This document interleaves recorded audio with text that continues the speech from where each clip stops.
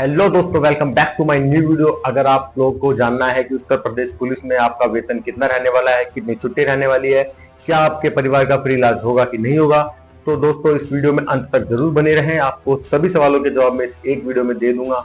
अगर आप मेरे चैनल पर नए हैं तो प्लीज मेरे चैनल को सब्सक्राइब कर लीजिए ताकि मेरी हर नई वीडियो का नोटिफिकेशन आप तक पहुंच सके और आपको सारी जानकारी इसी तरह से मिलती रहे। तो आइए शुरू करते हैं अपना आज का टॉपिक। पुलिस कांस्टेबल का जो ग्रेड पे है वो रहने वाला है 2000 रुपए। बेसिक सैलरी की बात कर ले तो बेसिक पे है आपका वो रहने वाला है 21,700 से 69,000 रुपए तक। आपको आप जब ज्वाइन करेंगे जेटीसी से बोलते हैं joint training centre. Joining training centre जब आप ज्वाइन करेंगे तब आपका जो वेतन है वो कितना रहने वाला है और उसके बाद कितना रहने वाला, उस सभी चीजों की आइए बात करते हैं। आपका जो मूल वेतन रहने वाला है वो 21,700 रुपए रहने वाला है। उसमें कुछ अलाउंस जो आपके जुड़ते हैं उसके बाद आपकी सैलरी पूरी होती है। तो आइए उन अलाउंस की बात कर लेते हैं। पहला अलाउंस जो आपका होगा वो डीए होगा, जिसे महंगाई भत्ता ही बोलते हैं, जो कि हमारे मूल वेतन का 50% होता है, यानी कि 10,850 रुपए। उसके बाद आपका एक एसपीएल अलाउंस होता है जो कि 100 रुपए मिलता है। एक होता है मोटरसाइकिल भत्ता जो कि आपको 500 रुपए मिलता है। एक होता है वॉशिंग भत्ता जो कि आपको 188 रुपए मिलता है। एक होता है आपका फूड अलाउंस जो कि 1875 रुपए मिलता है आपको। उसके बाद आपके आते हैं एचआरए। एचआरए आपके 3 कैटेगरी में डिवाइड है, A category, B category, C category. जो ए सिटीज होती है उसमें आपको 2400 रुपए मिलता है, बी सिटीज में आपको 1600 रुपए मिलता है और सी सिटीज में आपको महज 1200 रुपए ही मिलते हैं। टोटल करने के बाद आपकी सैलरी लगभग 37,000 के अराउंड पहुंच जाती है, जो कि आपका पूरा वेतन जो है वो 37,000 के आसपास ही मिलेगा। अगर आप ट्रेनिंग में है तो आपको उसमें से कुछ भत्ते नहीं मिलेंगे, जैसे मोटरसाइकिल भत्ता, ये आपको बिल्कुल नहीं मिलेगा। इस वजह से कुछ सैलरी आपकी कम हो जाएगी, 1-2 हज़ार रुपए का फर्क आता है, जो कि आप जब ट्रेनिंग खत्म कर लेंगे तो आपकी सैलरी में एड ऑन हो जाएंगे। और जब आप ट्रेनिंग खत्म करेंगे तो उसके बाद जो है आपका 10% कटने लग जाएगा, जो कि एनपीएस होता है हमारा, जिस वजह से आपकी सैलरी वापस वहीं आ जाएगी, लगभग 35 to 37 के अराउंड ये आपकी सैलरी होगी। आइए बात कर लेते हैं, कुछ होते हैं हमारे पास वार्षिक भत्ते, जो कि हमें साल में सिर्फ एक बार मिलते हैं। साल में एक बार जो भत्ते मिलते हैं उसमें सबसे पहले आता है वर्दी भत्ता, जो कि 3,000 रुपए सालाना आपको मिलता है। सिम भत्ता आता है जो कि 2,000 रुपए हमें सालाना मिलता है। नक्सल ड्यूटी भत्ता आता है जो कि हमें 2,000 रुपए सालाना मिलता है।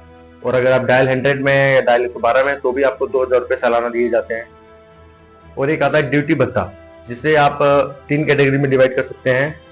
आप अगर अपने थाना क्षेत्र से 8 किलोमीटर दूर ड्यूटी करने जाते हैं तो आपको ए बी सी सिटीज के हिसाब से आपको मिलता है, ये जो पर डे के हिसाब से मिलता है। अगर आप ए सिटीज में है तो 390 रुपए पर डे हिसाब से, बी सिटीज में है तो 300 रुपए के हिसाब से, अगर सी सिटीज में आते हैं तो आपको ये सिर्फ 240 रुपए के हिसाब से पर डे के हिसाब से आपको मिलेगा, जिसके लिए आपको अपना एक नक्शा नौकरी भरना पड़ेगा। आप कहाँ गए थे, किस समय गए थे, जीडी नंबर लिखना पड़ेगा। वो सारी चीजें पूरी करने के बाद आपको सबमिट कराना पड़ेगा, जबकि 1-2 महीने बाद जब ग्रांड आएगा तो आपको मिल जाएगा। एक रहता है हमारा दोस्तों दिवाली बोनस, जो कि 7,000 रुपए रहता है, ये भी आपको हर साल मिलता है।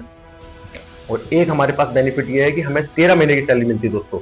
सभी को 12 महीने की सैलरी मिलती है, लेकिन पुलिस डिपार्टमेंट एक ऐसा डिपार्टमेंट है जिसे 13 महीने की सैलरी दी जाती है। क्यों? क्योंकि हमारे पास छुट्टियां बहुत कम होती है। हमारे पास सिर्फ 30 सीएल और 30 ईएल होती है, जो कि हमें सभी कभी कभार सही से मिल नहीं पाती है सही टाइम पे, क्योंकि हमारे पास लॉ एंड ऑर्डर की समस्याएं होती हैं। जब भी कोई त्यौहार होता है तो हमारी छुट्टी बंद हो जाती है, जिस वजह से हमें टाइमली छुट्टी नहीं मिलती है। तो इस वजह से हमें 13 महीने की सैलरी दी जाती है, जो कि आपकी रहने वाली है 30 से 32,000 के आसपास आपके 13वें महीने की सैलरी मिलती है। चलिए दोस्तों बात कर लेते हैं कैंटीन सुविधा की। क्या आपके हमारे पास कैंटीन सुविधा है कि नहीं? हमारे पास दोस्तों कैंटीन सुविधा भी है, लेकिन हमारे पास आर्मी जितनी सस्ती कैंटीन नहीं मिलती है दोस्तों। हमारी जो कैंटीन होती है उसमें हमें स्टेट जीएसटी पे करना पड़ता है, जिस कारण हमारी जो कैंटीन है वो आर्मी कैंटीन से थोड़ी सी महंगी होती है। चलिए बात कर लेते हैं मुफ्त इलाज की। क्या हमारा मुफ्त इलाज होगा कि नहीं?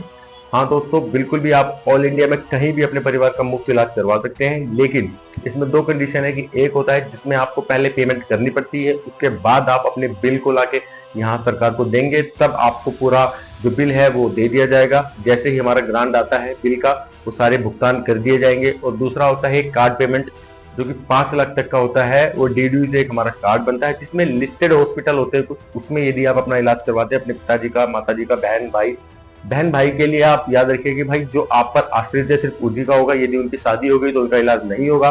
25 वर्ष की उम्र से नीचे हैं तो उन सभी का इलाज हो जाएगा।